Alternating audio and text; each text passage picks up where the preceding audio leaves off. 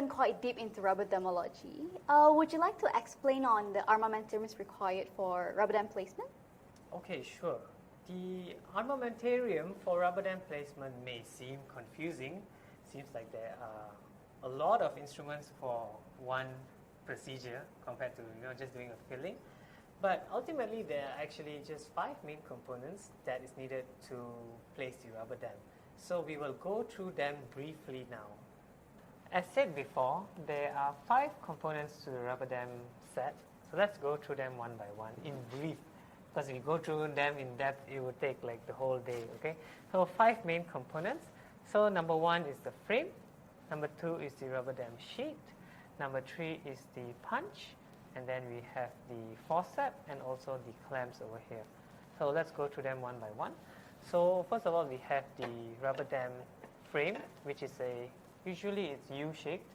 It is stainless steel and has these small mini projections where the rubber dam sheet actually snags onto there, so it stays on the frame. So usually it's in a couple of sizes. Here we have the small and the large size by Sanctuary Dental. They also have other sizes like medium and some special ones for pediatric patients, so smaller sizes. So they come in multiple sizes, and as well as different materials. Some of them come in polycarbonate or plastic material instead of these metal ones. So number 1 is the frame.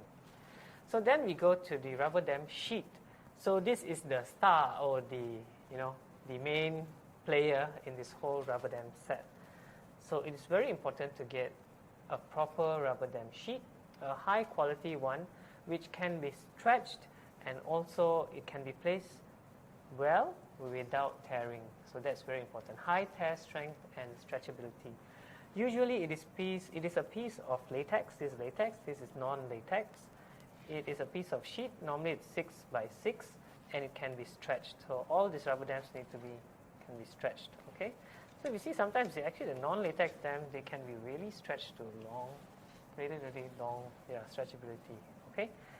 So like I said before, it is very important that it can be stretched, as when you place it in, you do not want it to tear, because once it tears, you have to remove it and you have to start all over again, and then it becomes more time consuming, and ultimately you will be so stressed and you'll be like, okay, no, I don't want to place the rubber dam. Other than being able to stretch, it comes in a variety of colors. As you can see, they come in blue, in purple, in black, in green, a variety of colors. And another important point is it comes in a few thickness. As some they have in thin, they have a medium gauge, and they have a heavy gauge.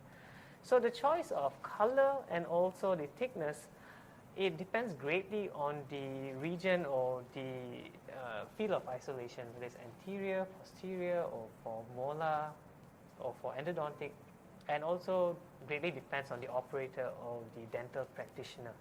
So my current favorite actually is the medium gauge black Sanctuary dam. So yeah, that's my favorite currently. So that's about the rubber dam sheets. So now we go to the rubber dam punch. So this is the rubber dam punch. Usually it is a 5 to 7 hole punch. So why do we have a variety of holes? Is corresponding to the size. So the smallest hole, and then it goes bigger, larger, larger, larger, which also corresponds to the teeth or tooth that needs to be isolated. So larger teeth like the molar teeth needs a larger hole. A smaller teeth or the smallest teeth like the lower anterior incisors need the smallest hole. So another important point about the punch is that you need to get a high quality puncher, which punches a clean and round hole in our rubber dam sheet without any tags or without any rubber dam tags. You have these rubber tags. It's very commonly seen, and when you remove the tags and when you stretch the dam and you actually look at it, you can see that it has a micro tear on the dam. So when you stretch it over the tooth, then it tears, and then it does not invert, and then suddenly you see saliva seeping in. So a high quality rubber dam sheet and a puncher is imperative to proper isolation. Coming on to the rubber dam forceps, as you can see, this is the forceps by Sanctuary. So rubber dam forceps is also a piece of stainless steel equipment which is used to hold open and open the jaws of the clamps. So we need a forceps that's also light yet robust to be able to stretch the clamp, the jaws of the clamp, and place it on the tooth.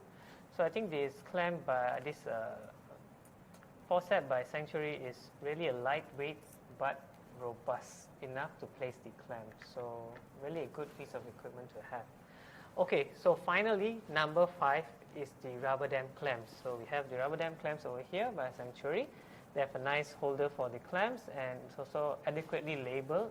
So you can see anterior, premolars, molars, and deciduous teeth. Okay, it may seem very confusing. Probably the most confusing thing in dentistry, the rubber dam clamps. You have the number 2, you have the number 4, you have the number 212, you have the B4, the W8A, the W3. You'll be like, which clamp do I use where? So definitely that is an entire separate topic by itself, but definitely you need some high quality rubber dam clamps which can adequately retract the dam as well as stay in place. And over time, when you autoclave them, you need the bowl to be strong so that the jaws do not deform over time. So definitely invest in a good rubber dam clamp.